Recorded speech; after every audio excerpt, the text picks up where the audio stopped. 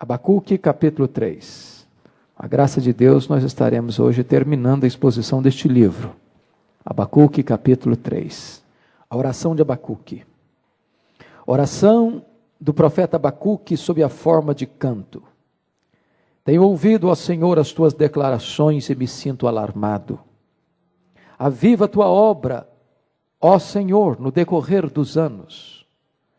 E no decurso dos anos faze-a conhecida. Na tua ira, lembra-te da misericórdia. Deus vem de Temã, e do monte de Parã vem o santo. A sua glória cobre os céus, e a terra se enche do seu louvor. O seu resplendor é como a luz, raios brilham da sua mão, e ali está velado o seu poder. Adiante dele vai a peste, e a pestilência segue os seus passos. Ele para e faz tremer a terra. Olha e sacode as nações. Esmigalham-se os montes primitivos, os outeiros eternos se abatem, os caminhos de Deus são eternos. Veja as tendas de Cusã em aflição, e os acampamentos da terra de Midian tremem. A casa é contra os rios, Senhor, que estás irado. É contra os ribeiros a tua ira, ou contra o mar o teu furor, já que andas montado nos teus cavalos e nos teus carros de vitória. Tiras a descoberto o teu arco, e farta está a tua aljava de flechas, tu fendes a terra com rios. Os montes te veem e se contorcem. Passam torrentes de água, as profundezas do mar fazem ouvir a sua voz e levantam bem alto as suas mãos. O sol e a lua param nas suas moradas, ao resplandecer a luz das tuas flechas sibilantes, ao fulgor do relâmpago da tua lança. Na tua indignação marchas pela terra, na tua ira calcas aos pés as nações. Tu sais para salvamento do teu povo, para salvar o teu ungido, feres o telhado da casa do perverso, e lhe descobres de todo o fundamento. De todo o fundamento. Traspassas a cabeça dos guerreiros do inimigo, com as suas próprias lanças, os quais, como tempestade, avançam para me destruir. Regozijam-se como se estivessem para devorar o pobre às ocultas. Marchas com os teus cavalos pelo mar, pela massa de grandes águas. Ouvi-o e o meu íntimo se comoveu. À sua voz tremeram os meus lábios, entrou a podridão nos meus ossos e os joelhos me vacilaram, pois em silêncio devo esperar o dia da angústia que virá contra o povo que nos acomete. Ainda que a figueira não floresça, nem haja fruto na vide, o produto da oliveira minta e os campos não produzam mantimento, as ovelhas sejam arrebatadas do aprisco e nos currais não haja gado. Todavia eu me alegro no Senhor, exulto no Deus da minha salvação. O Senhor Deus é a minha fortaleza, e faz os meus pés como os da corça, e me faz andar altaneiramente. Ao mestre de canto, para instrumentos de cordas. Amém.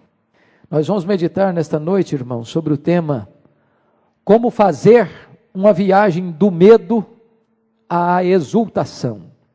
Como fazer uma viagem do medo à exultação. Abacuque é o profeta que canta dentro da noite. Esse profeta começa a sua profecia, seu livro, a sua mensagem num vale profundo e termina a sua mensagem nas alturas excelsas. Ele vai do desespero à esperança, do temor à fé, da angústia avassaladora à exultação indizível e cheia de glória. Na verdade, o capítulo 3 muda de estilo e muda de conteúdo, porque até aqui este homem estava aflito, este homem estava desesperado, este homem estava assaltado pela dúvida, mas agora ele está pleno de fé, cheio de alegria e de entusiasmo com Deus. Na verdade, agora ele consegue conciliar razão com a fé. E este texto é um dos mais belos poemas e uma das mais ricas joias do saltério hebraico. Talvez um dos mais lindos cânticos de louvor do Antigo Testamento. Porque aqui Abacuque expressa a sua confiança plena em Deus. Ele expressa a sua confiança de que Deus está no controle de todas as coisas. A mudança dentro dele não é provocada pela mudança da circunstância. Ele sai da dúvida para o cântico, do medo para a exultação, porque ele para não apenas para olhar o cenário político à sua volta. Essa mudança aconteceu porque ele parou para ouvir a voz de Deus. E para entender que apesar das circunstâncias adversas à sua volta, passeando pelos corredores da história, ele começa a descobrir que Deus está no controle da situação. Ele para meditar sobre a soberania de Deus, ele para meditar na palavra de Deus. E o conhecimento de Deus e das obras de Deus, certamente é o maior antídoto contra o desespero. Quando nós nos voltamos para as Escrituras, é que nós vamos descobrir que Deus está com as rédeas da história nas suas mãos. E quem está conduzindo os destinos da nossa vida não são as nações poderosas, não são os grandes impérios. O que vai determinar o nosso destino não são as grandes decisões políticas das grandes nações. O que este profeta está vendo é o seguinte, que aqueles que estavam oprimidos fazem uma viagem do vale para o cume dos montes, enquanto aqueles que estavam no cume dos montes fazem uma viagem como que despencando vertiginosamente do topo para o chão. E aqui então eu gostaria de convidar os meus irmãos para nós olharmos para este capítulo 3, olhando primeiramente do ponto de vista de introdução para 3 aspectos, antes de nós considerarmos o texto propriamente dito. Primeiro, quando tudo parece perdido, com Deus ainda não está perdido. Qualquer analista político, irmãos, que olhasse o cenário que Abacuque estava vendo, certamente lavraria a sentença de destruição sobre Judá e proclamaria a vitória retumbante da Babilônia. Ela era a dona do mundo. Ela era a maior potência política, econômica. Os seus exércitos eram irresistíveis. As suas marchas eram absolutamente triunfantes.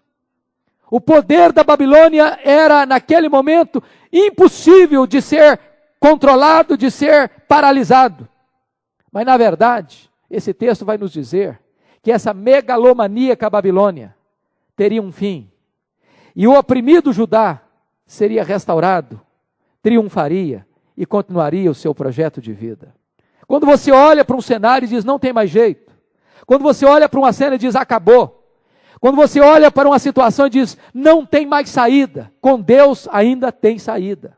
Deus é o Deus que reverte circunstâncias. Deus é o Deus que muda o cenário, faz com que o que está no topo faça uma viagem para o vale, e aquele que está no vale faça uma corrida para o topo.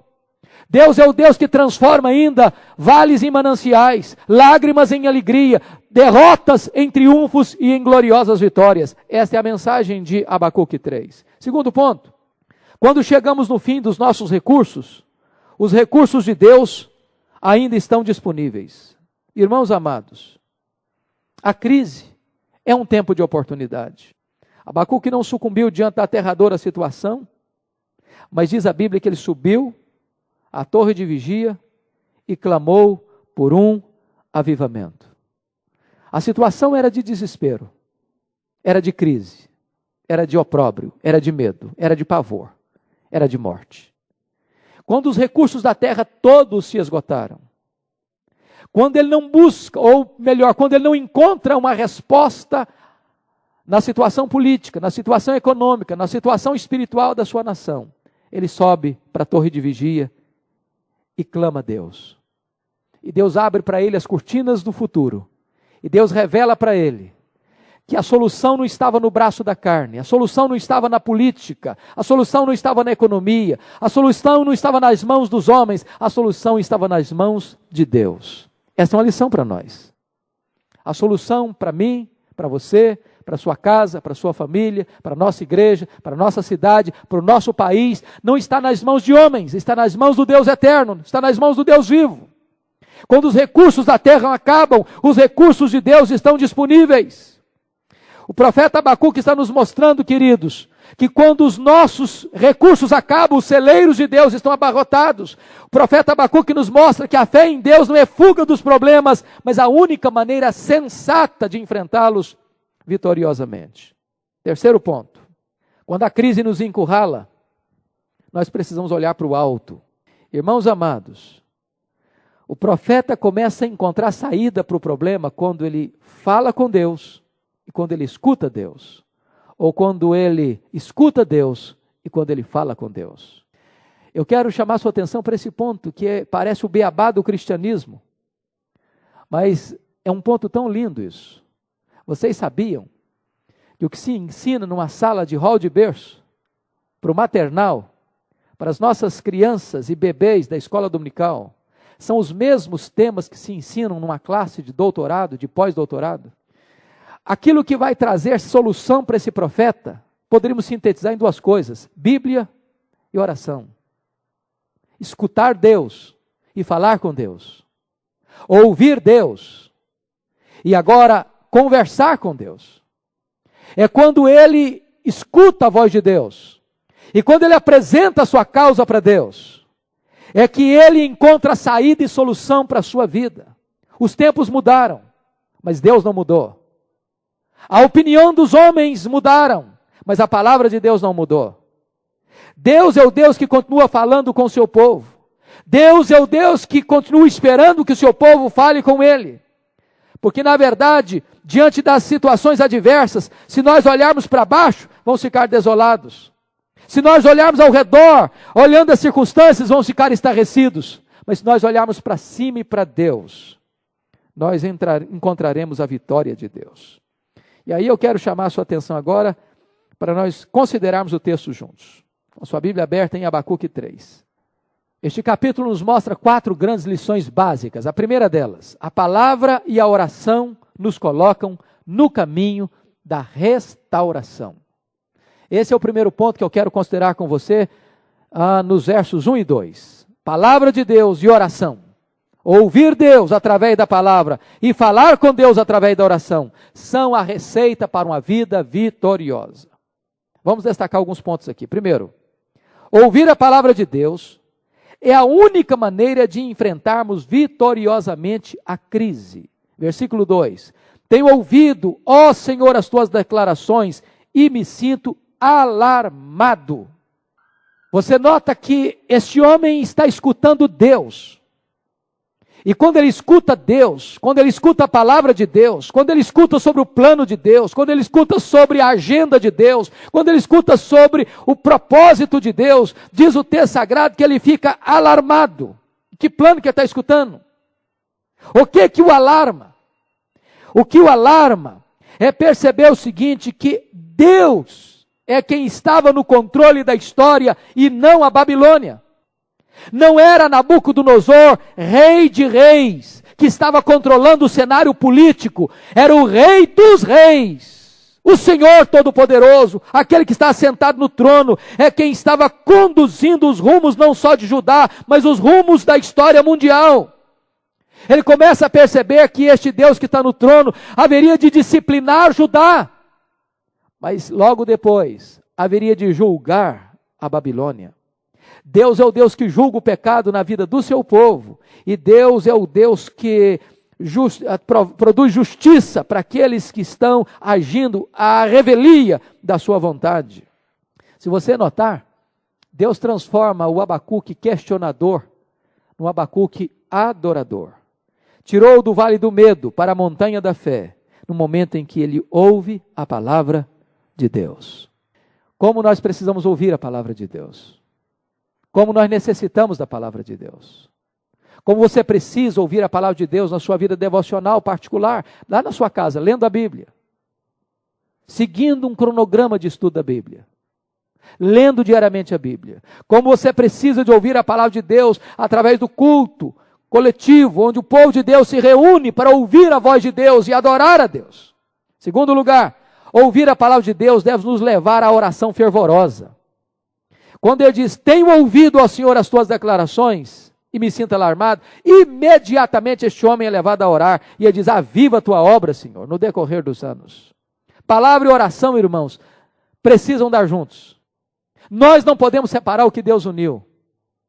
A voz de Deus nos põe de joelhos. Quanto mais você conhece a palavra de Deus, mais fervoroso na oração você deve ser. Quanto mais luz você tem na mente, mais fogo você deve ter no coração. Quanto mais conhecimento de Deus você tem, mais dependência de Deus você deve ter. Quanto mais alto você voa no seu conhecimento da Escritura, mais prostrado você deve estar diante da majestade desse Deus. É quando ele escuta Deus, que ele é levado a se prostrar diante de Deus. Irmãos amados, este é um ponto fundamental na vida da igreja hoje. Os apóstolos entenderam isso. Quanto a nós nos consagraremos à oração e ao ministério da palavra. Sempre que a igreja buscou a primazia da palavra, a supremacia da palavra e a primazia da oração, a igreja avançou fortemente. Sempre que a igreja abandonou a palavra e abandonou a oração, a igreja entrou em colapso.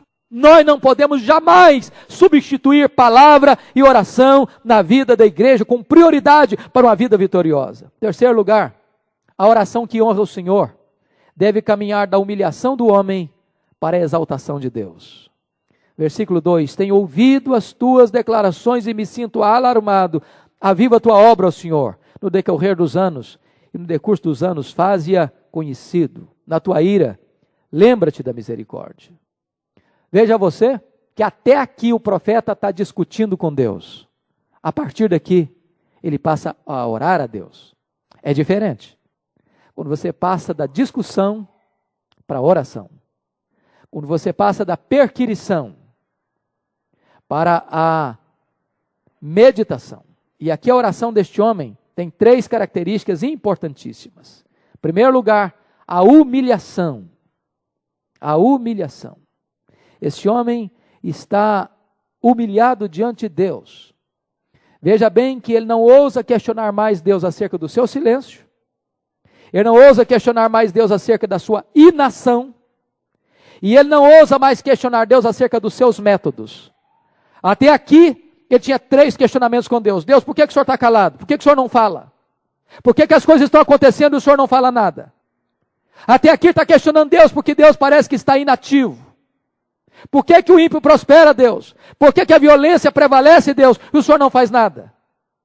Depois ele questionou os métodos de Deus, como é que o Senhor vai usar aquele que é mais ímpio do que nós, para nos disciplinar? Por que o Senhor vai usar a Babilônia para ser o chicote da nossa disciplina?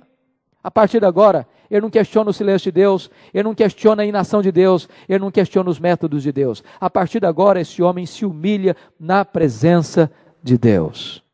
Irmãos queridos, ele não pede nem mais que Deus suspenda a disciplina. Ele não pede mais que Deus alivie o sofrimento.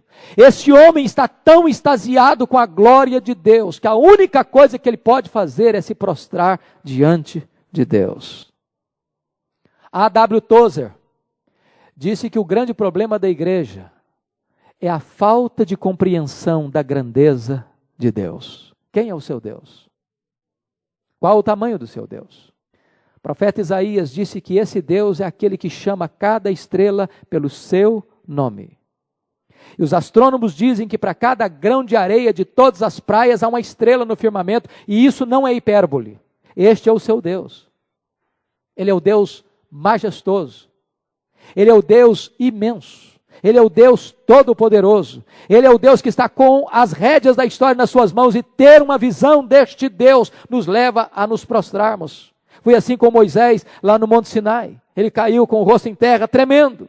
Foi assim com Isaías, quando viu o Senhor assentado no seu alto e sublime trono. Ele disse, ai de mim. Foi assim com João lá na ilha de Patmos, caiu aos seus pés como morto. Ninguém pode ter uma visão da glória de Deus sem se prostrar. Alguns escritores contemporâneos parecem revelar muita intimidade com Deus e tratam esta questão da contemplação de Deus com uma certa falta de temor e de tremor.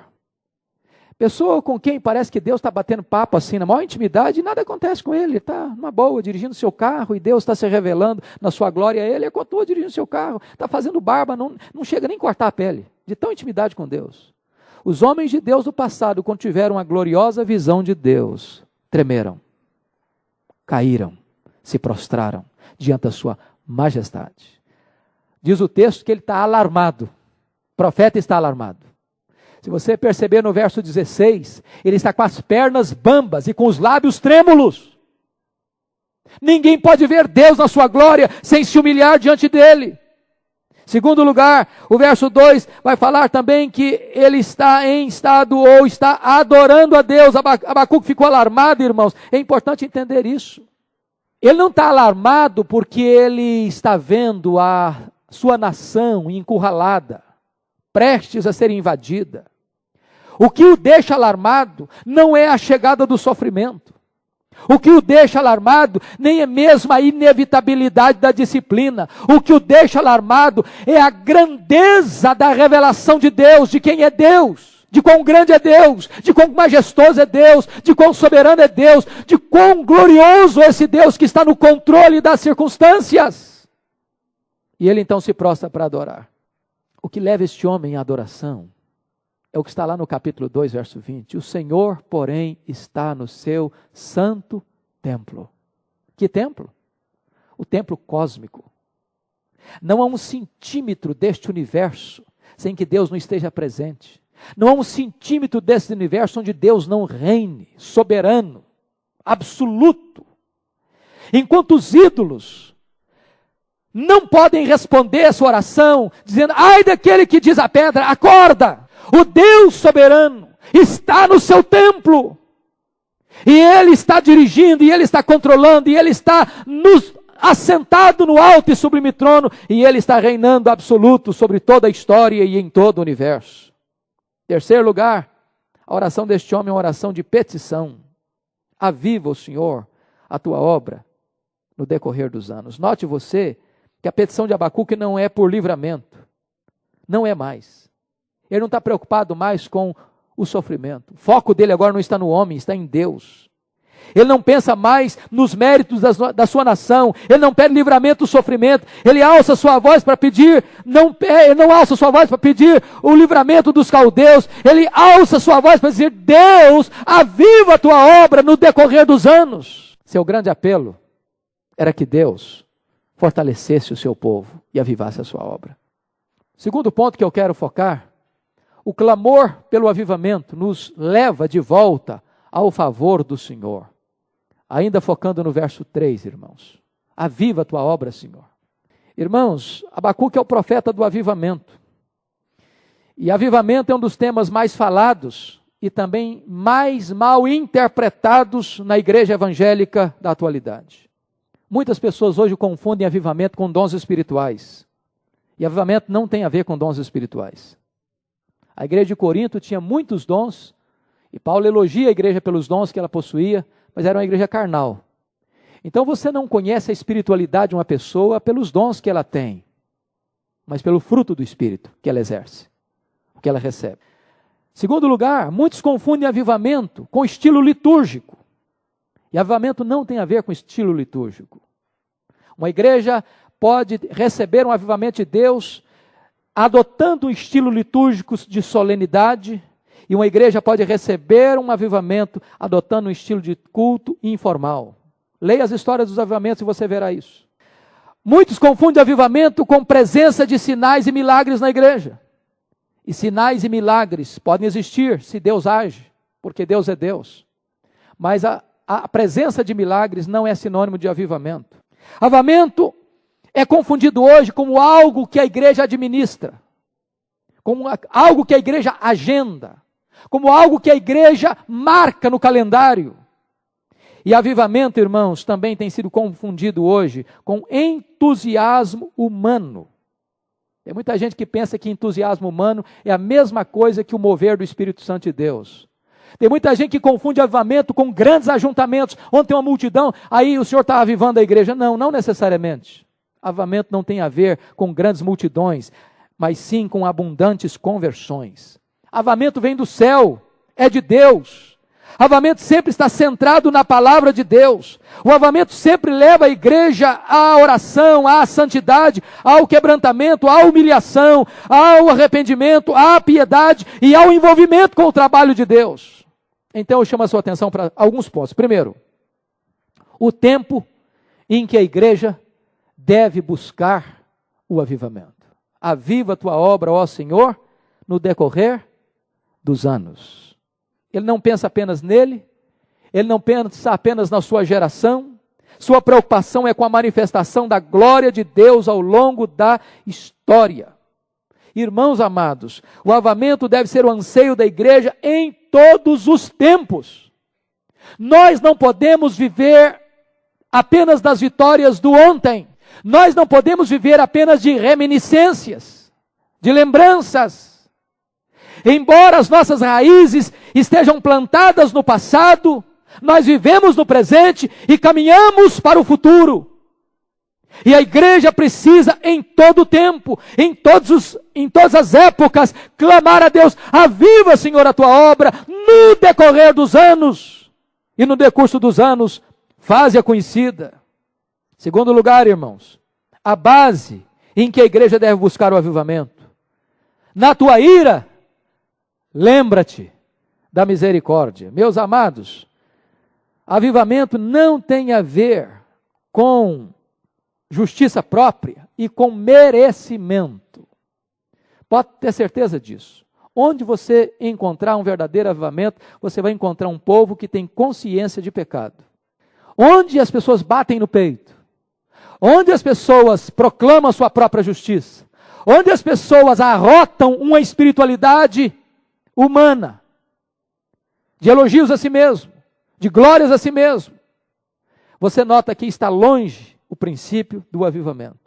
Avivamento começa com choro, avivamento começa com quebrantamento, avivamento começa com humilhação, avivamento compreende que Deus é o Deus justo que se ira contra o pecado, mas o avivamento está fincado na misericórdia divina. Ele sabe que é das entranhas da misericórdia divina que fluem os rios caudalosos do avivamento. Avivamento é quando Deus se volta da sua ira para a misericórdia. O avivamento não é merecimento da igreja, o avivamento é favor de Deus. Terceiro lugar, quem é o autor do avivamento que a igreja deve buscar? Aviva, ó Senhor. Amados irmãos, como é triste perceber que algumas igrejas hoje pensam que a agenda do Espírito Santo está nas mãos da igreja. E aí eu marco o avivamento. E eu agendo o avivamento. E eu tento controlar o avivamento. E eu tento limitar o avivamento. E eu tento estabelecer o quando, o como, e até onde ele vai, e a quem ele vai atingir. Absolutamente não. Quem aviva a obra é Deus. Quem fende os céus é Deus. Quem derrama do Espírito Santo é Deus. Quem tem controle, domínio soberano sobre a questão do avivamento é Deus. A igreja não pode produzir o vento do Espírito. A igreja só pode içar as suas velas na direção desse vento. A igreja não produz as chuvas do avivamento. A igreja só pode ser uma terra seca que anseia por essas torrentes do Espírito. A igreja pode buscar avivamento, a igreja pode se preparar para o avivamento, a igreja pode desejar o avivamento, a igreja pode orar por avivamento, mas a igreja não pode produzir o avivamento. É obra soberana de Deus. Quarto lugar, o avivamento é uma necessidade vital da igreja. Por isso o profeta está cercado por uma crise, encurralado por uma ameaça. A sua nação está para ser invadida, o seu templo está para ser destruído, o seu povo está para ser deportado, a situação é de calamidade nacional, e nesta hora de crise, por todos os cantos e por todos os lados, este homem foca sua atenção em Deus, e ora não por livramento do sofrimento, não por um livramento de uma invasão militar, ele ora por avivamento espiritual. É a maior necessidade da igreja. E aqui eu quero chamar a sua atenção para alguns pontos. Primeiro, a necessidade do avivamento. Irmãos amados, nós vivemos hoje a crise das polarizações. Se você ainda não leu o livro do Dr. John Stott, Cristianismo Equilibrado, vale a pena ler. É John Stott quem trata desse assunto quando ele diz assim: hoje nós vivemos a crise das polarizações. Há igrejas que têm doutrina, mas não crescem. Há igrejas que crescem, mas não têm doutrina e nem ética. Diz o Dr. John Stott: Há aqueles que são ortodoxos na doutrina, mas são liberais na ética. São ortodoxos de cabeça e hereges de conduta. Uns têm caráter, mas não têm carisma. Outros têm carisma, mas não têm caráter. Os que sabem não fazem. Os que fazem não sabem. Vivemos hoje a polarização entre a aridez espiritual e o emocionalismo. Há aqueles que pensam que se uma pessoa não chora no culto, ela é seca. Outros pensam que os que choram são vazios. E nós estamos vivendo esse tempo onde as pessoas partem ou para um lado, ou para o outro, ou para um extremo, ou para o outro. E nós precisamos entender que uma mente invadida pela verdade produz um coração quebrantado e produzem olhos molhados das lágrimas do arrependimento. O avivamento precisa, é necessário para que ele venha corrigir estes desvios desses extremos e dessas polarizações. Segundo lugar, nós vivemos hoje uma confusão sobre o avivamento. Muitos confundem avivamento com cacuetes pentecostais, com terminologias que foram introduzidas e inseridas na prática religiosa, como se o afirmar ou falar determinadas frases de efeito produzisse em si mesmo o efeito, o resultado. Não sei se você percebe, às vezes as pessoas costumam falar aleluia, aleluia, e a pessoa fala aleluia disparadamente, sem refletir o que está falando. E às vezes tem hora que não cabe nem um aleluia, caberia assim, misericórdia, Senhor. A pessoa está dando um glória a Deus, onde não devia dar um glória a Deus, devia dizer, Deus tem misericórdia, Senhor. Porque o costume de repetir determinadas fórmulas religiosas não produz aquele resultado. Ou, por exemplo, se confunde avivamento com modismos heterodoxos. Há aqueles que confundem avivamento com danças litúrgicas, com coreografias pirotécnicas, com cultos encharcados de emocionalismo ou com propagandas de milagres. Outros confundem avivamento com ajuntamento solene, ou outros confundem ajuntamento com multidão reunida. Irmãos amados, nós não podemos pensar que avivamento seja algo que se manifesta pela a exterioridade. Avivamento não tem a ver com a pessoa que está quietinha, passa um mosquito voando, ele escuta o mosquito, não, aí tem avivamento. Não necessariamente. Nem avivamento tem a ver com culto de celebração festivo, não necessariamente. Avivamento tem a ver com a atitude do coração, coração quebrantado, coração contrito, coração sedento de Deus, coração disposto a se arrepender, coração que tem prazer de adorar, coração que tem prazer de anunciar a boa nova do Evangelho. Esta visitação do Espírito Santo de Deus é que é a característica do avivamento. Terceiro lugar, o conteúdo do avivamento. O avivamento é concebido no útero do quebrantamento e nasce com o choro do arrependimento. Não há derramamento do Espírito sem que a igreja tenha sede de Deus. Não há, queridos. Talvez a coisa mais grave que nós estamos assistindo no meio evangélico brasileiro e mundial foi um deslocamento do centro, do eixo do Evangelho. O que é o Evangelho, irmãos? O Evangelho está centrado em Deus, está centrado na cruz, está centrado em Cristo. Hoje o Evangelho tornou-se não mais teocêntrico, Deus no centro, mas antropocêntrico, o homem no centro. Hoje os homens buscam a Deus não por quem Deus é, mas por aquilo que Deus dá. As pessoas estão correndo atrás da bênção e não do abençoador. Querem a dádiva e não o doador. Querem as benesses de Deus e não Deus. E isto não é o verdadeiro avivamento. O verdadeiro avivamento é o que então? É arrependimento. É mudança de vida. É transformação de caráter. O avivamento é revestimento de poder. O avivamento é uma mudança não de exterior, mas do interior. Hoje nós temos ricos templos, mas muitas vezes a glória de Deus não está no santuário. Temos crentes influentes na sociedade, mas não temos crentes influentes no céu. Temos influência política, mas não temos poder espiritual. Temos poder econômico, mas não temos autoridade espiritual. Quarto lugar, o resultado do avivamento. Eu quero focar duas coisas aqui, queridos. Quando o avivamento chega na vida da igreja, está lá em Isaías 44, 3 a 5, a primeira coisa que acontece é que os crentes se tornam ousados para pregar. Um dirá, eu sou do Senhor. O outro vai escrever na própria palma da mão, eu sou do Senhor. Quando um avivamento chega na vida de uma igreja, as crianças, os juniores, os adolescentes, os jovens, os adultos, os homens, as mulheres, se levantam para falar de Cristo, para testemunhar do Evangelho. Ninguém consegue ficar calado, reter, omitir esta mensagem bendita da cruz. O segundo resultado de um avivamento é que a igreja cresce. Você nunca leu na história da igreja, nem na história bíblica, qualquer avivamento que não produzisse crescimento da igreja. Onde o avivamento chega, a igreja cresce. Os descendentes de Abraão começam a se multiplicar como salgueiros junto às correntes das águas. Foi isso que aconteceu no avivamento inglês do século XVIII. A igreja se encheu de gente. As praças apinhadas escutavam os pregadores. Foi isso que aconteceu no avivamento americano de 1857, 1859, 2 milhões de pessoas convertidas. Foi isso que aconteceu no avivamento do país de Gales em 1904, em 6 meses, 100 mil pessoas convertidas. Foi isso que aconteceu no avivamento coreano. E acontece ainda reflexo desse avivamento, onde nós temos igrejas lotadas de 30, de 40, de 50, de 60, de 80 mil membros. Nós precisamos de um avivamento para curar a igreja da esterilidade. Nós precisamos de um avivamento que impacte a cidade, que leve os pecadores a terem fome de Deus e desejo de acertarem a vida com Deus. E o clamor do profeta é esse: aviva, Senhor, a tua obra no decorrer dos anos. Terceira lição, irmãos, do nosso texto. A visão dos gloriosos feitos de Deus do passado ajuda-nos a enfrentar o presente. Versículos 3 a 15.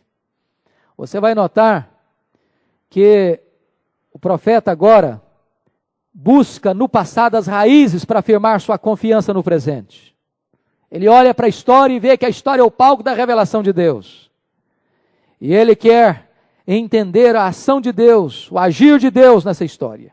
E eu chamo a sua atenção para alguns pontos. Primeiro, a glória de Deus manifestada. Versículos 3 a 5. Deus vem de Temã, e do monte Parã vem o santo. A sua glória cobre os céus e a terra se enche do seu louvor. Seu resplendor é como a luz. E ele vai descrevendo isso. E aqui eu chamo a sua atenção para alguns pontos. Primeiro, o esplendor da glória de Deus no deserto. Versículo 3. Quando ele diz que Deus vem de Temã, no verso 3, e do monte Parã, Temã e Parã ficavam ali entre o Sinai e Edom. Entre o Sinai e Edom foi onde Deus se manifestou a Moisés. Foi onde a glória de Deus fez fumegar o monte Sinai. Foi onde Deus entregou a sua lei. Foi onde Deus se revelou ao povo. Foi de onde Deus deu a ordem para a libertação do povo. Deus é o Deus que se revelou fisicamente, no sentido visível na sarça ardente. E Moisés olhou para aquela sarça e ele tremeu, e ele caiu com o rosto em terra, porque Deus ali havia se revelado a ele e demonstrado o seu plano salvador. Segundo lugar, a glória de Deus, ou a glória da sua santidade. Versículo 3, diz o texto: do monte Parã vem o santo. O que significa isso, irmãos? Esse conhecimento de Deus vai mostrar o seguinte: Judá estava entregue ao pecado, Judá estava entregue à violência. Quando ele diz que Deus vai se manifestar, esse Deus que vai se manifestar é o Deus que não convive com o mal, que não tolera o mal, que julga o mal, que pune o mal, que não tolera a convivência com o mal. Ele é santo.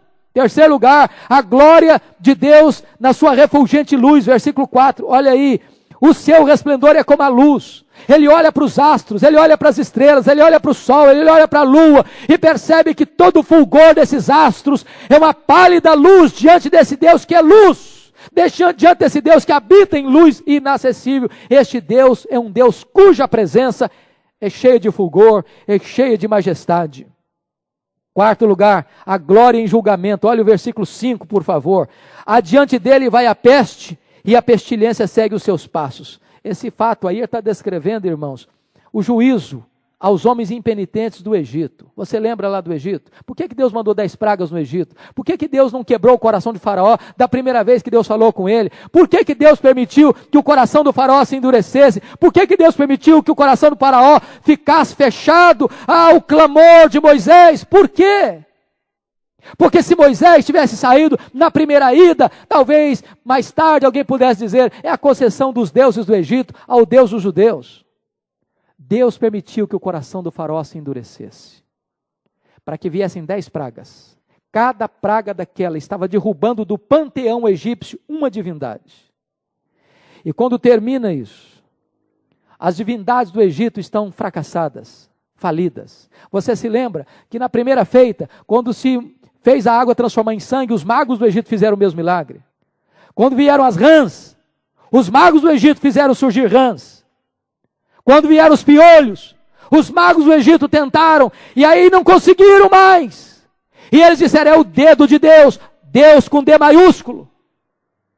E Deus estava revelando ao Egito que Ele, Deus, é o supremo Deus, e que as divindades dos povos não passam de ídolos, que o poder dos povos, o poder dos deuses dos povos, é um poder limitado, porque só Deus é o Deus Todo-Poderoso. Por isso, Ele vem para exercer seu juízo. Segundo lugar, o poder de Deus demonstrado, versículos 6 e 7. Olha aí comigo. Ele para e faz tremer a terra. Ele sacode as nações. E há 2 pontos aí que eu quero focar. O poder que faz estremecer a natureza. Quando Deus se manifesta, até a terra treme. Quando Ele se revela, os montes se derretem. Quando Ele estende a sua mão, o mar cessa o seu bramido. A natureza escuta a sua voz e obedece. Quando Ele fala, até o sol e a lua escondem o seu rosto. Segundo lugar, o poder que faz sacudir as nações. Veja você. As nações são sacudidas, versículo 6. Versículo 7, veja as tendas de Cusã em aflição e os acampamentos da terra de Midian tremem.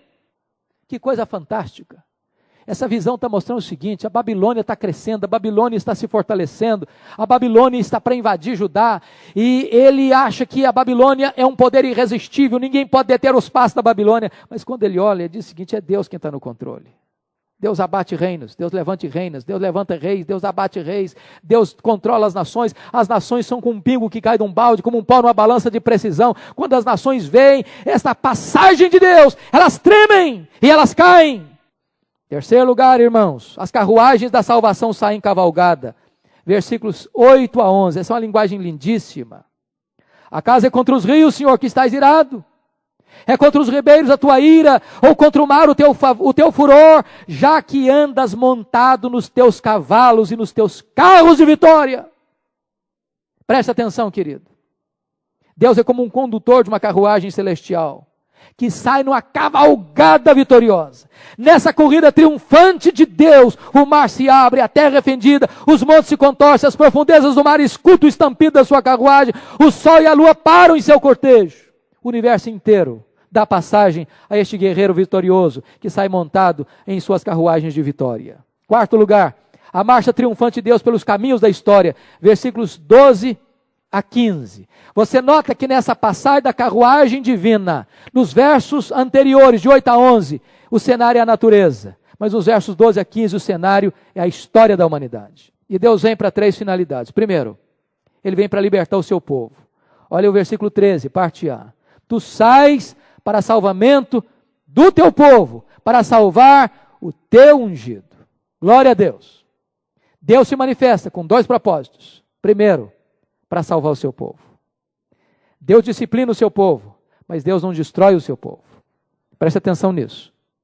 Se você é filho de Deus, você já nasceu de novo, você é convertido, você creu em Jesus como seu Salvador, Deus se manifesta para disciplinar você quando você peca, para que você não pereça com o mundo. Mas Deus não destrói você. O fogo depura o ouro, mas não destrói o ouro. Deus disciplina você para o bem. Deus trabalha em você para salvar você, para resgatar você, para purificar você, para transformar você. Segundo lugar, Ele vem para trazer juízo sobre os ímpios. Você pode perceber isso de uma maneira muito clara aí no verso 13. Feres o telhado da casa do perverso e lhe descobres de todo o fundamento. Irmãos queridos, coitada da Babilônia, sentia-se inexpugnável. Nabucodonosor olhava do seu palácio e diz, eis a grande Babilônia que eu construí pelo meu poder e para a minha glória. Ele olhava para os jardins suspensos da Babilônia, uma das 7 maravilhas do mundo antigo. Ele olhava para os seus 1.200 metros de muralhas e de torres, onde 2 carruagens podiam passar por cima daquelas muralhas. 1.200 torres elevadas, cidade inexpugnável, gloriosa. E Deus diz o seguinte, quando Deus passar, É como se Deus pegasse e arrancasse o telhado dos palácios, como Deus tirasse os fundamentos dos palácios. A cidade, as nações vão ser devastadas com a manifestação da ira de Deus, do julgamento de Deus. Terceiro lugar, ele vem para demonstrar o seu poder. Olha o versículo 15: marchas com os teus cavalos pelo mar, pela massa de águas, das grandes águas. Irmão, ele está falando uma coisa impossível. Ele está relembrando a passagem do Mar Vermelho. Para esse Deus não tem coisa difícil, para esse Deus não tem coisa impossível. Ele marcha com seus exércitos por sobre as águas. O mar tem que dar passagem para ele. O mar tem que abrir caminho para ele. Para ele não tem nada impossível. Daí, queridos, eu quero chamar a sua atenção para o último ponto da mensagem. A canção de triunfo no meio da dor é um testemunho vibrante da nossa fé. Eu acho isso lindo. Porque agora o profeta vai ter uma visão de Deus. Olha comigo, por favor, versículo 16. Ouviu, e o meu íntimo se comoveu. À sua voz tremeram os meus lábios. Entrou a podridão nos meus ossos, e os joelhos me vacilaram. Pois em silêncio eu devo esperar o dia da angústia que virá contra o povo que nos acomete. Que coisa tremenda. Esse homem escuta Deus, e escutar Deus para ele não é um fato simples. Escutar a voz de Deus deve nos levar a tremer também. Temer e tremer. Eu disse que as pernas ficaram bambas, que os lábios ficaram trêmulos. E preste atenção na atitude desse homem. Ele não está dando pulo de alegria porque Deus vai julgar a Babilônia, não. Eu vou guardar isso em silêncio. Ele fica estarrecido. Ele fica perplexo. Ele fica chocado. A Bíblia diz que Deus não tem alegria na morte do ímpio. E nós também não devemos ter. Esse homem está chocado. Esse homem está perplexo. Esse homem está boquiaberto. Esse homem está com as pernas bambas de temor e com os lábios trêmulos de reverência. É assim, queridos, que nós devemos entender. Esse homem está parado agora para entender uma coisa: que Deus verdadeiramente está no controle da situação. Isso é fé.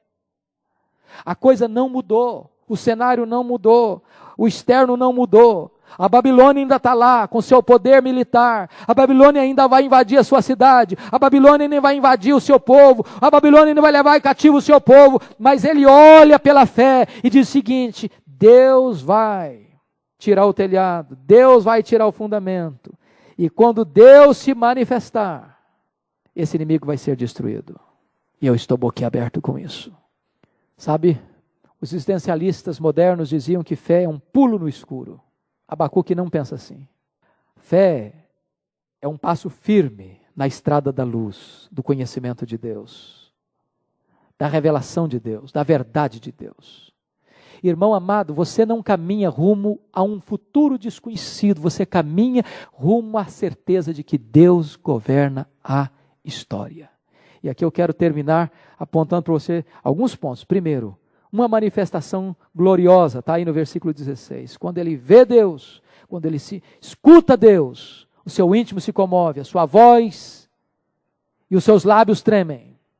A podridão entra nos seus ossos, seus joelhos vacilam, porque ele está vendo o que Deus vai fazer no futuro.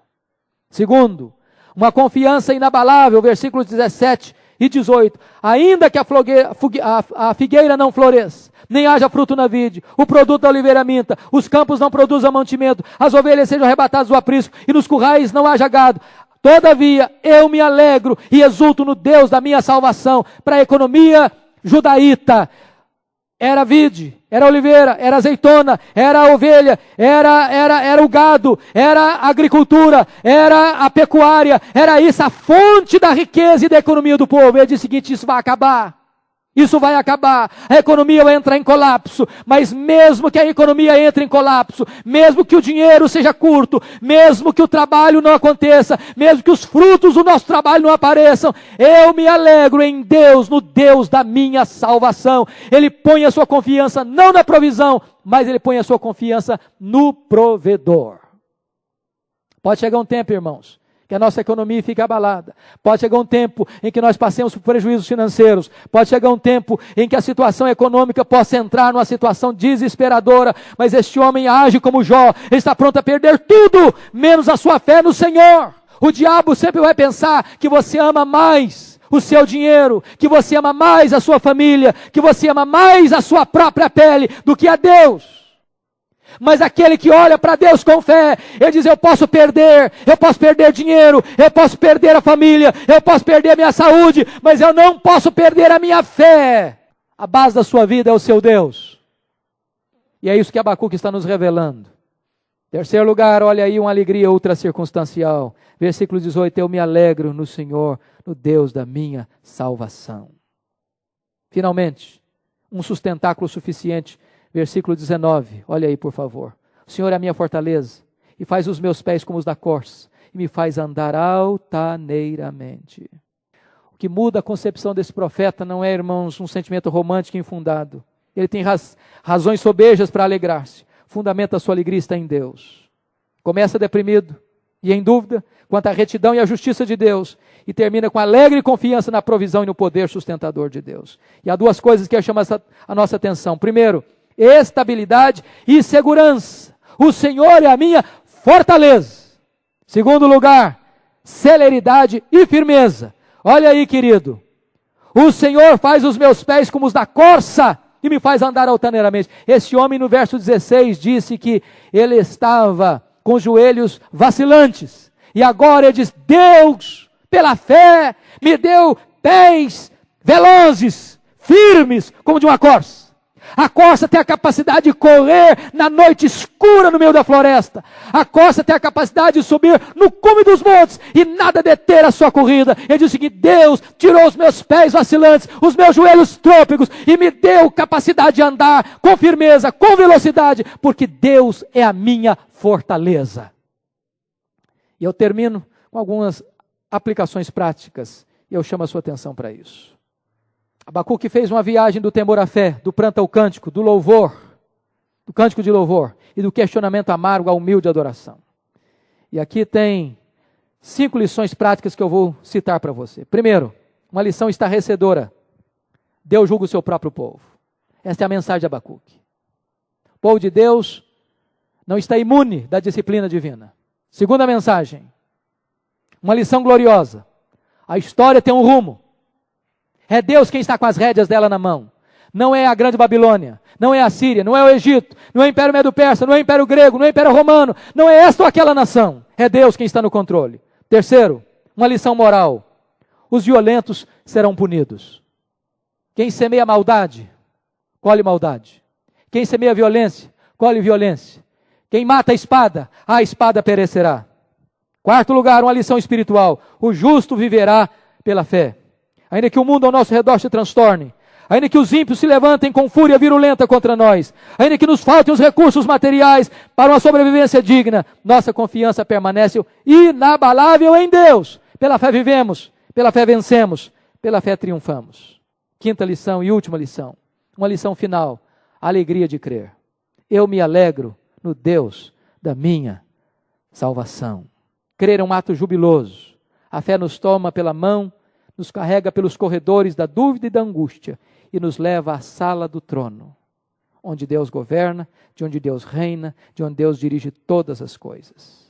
Deus ainda, irmão, pode tirar você do corredor da dúvida, do cenário de tristeza e dor, de desespero, e levar você ao cântico da vitória. Ainda que a circunstância agora não tenha mudado, a perspectiva mudou. Você sabe que Deus está no trono, e que Ele governa, e que Ele reina absoluto e soberano. Que Deus nos ajude. Que este livro de Abacuque, que é para mim uma das mais lindas filosofias da história, mostrando-nos que Deus é quem está no controle, nos ajude a enfrentar as lutas, as dificuldades, as aflições que nós enfrentamos aqui e agora. Que os nossos olhos estejam postos não nas circunstâncias, mas no Deus que está no controle delas. Que o Senhor nos ajude. Amém.